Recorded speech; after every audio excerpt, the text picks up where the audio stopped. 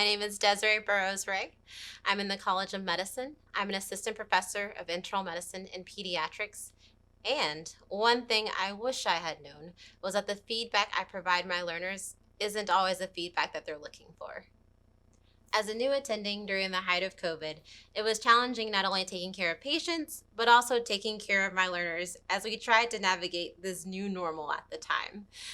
I knew that I wanted to make sure I provided the best feedback to my learners, recognizing that when I was a learner, I didn't always get the best feedback. So in preparation, I sat down, I wrote out the feedback I was going to give to each of my learners, and I made sure to focus on the skills that I felt like were going to best help them move forward during our time working together.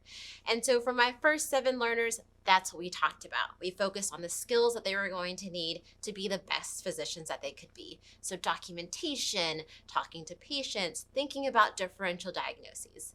And then I got to my 8th learner. And to be completely frank, I'm a bit of an introvert. And so by the time I got to the 8th learner, I was a little bit exhausted. And so as we sat down, I started off with my typical question of, well, tell me how the week has been. And my learner replied, I feel burnt out. In that moment, one, I acknowledged the fact that I also felt very burnt out. But I quickly realized that this was not about how burnt out I may have felt after giving feedback to 7 other people.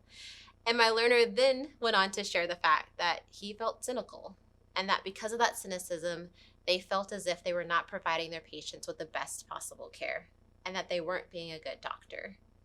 And in that moment, I realized that it wasn't about focusing on the patients that we were going to talk about during our feedback session.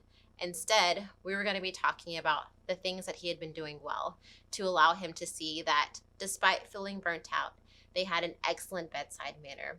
They were providing appropriate differentials, and they were still being an excellent physician, even if they didn't feel like it in that moment.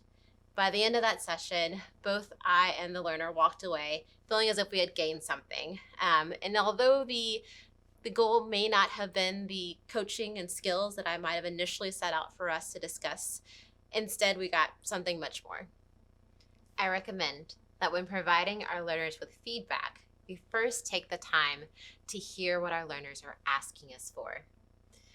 I've learned that when we actually take the time to hear what our learner is saying, we might realize that the feedback we prepared isn't always the feedback that they're looking for.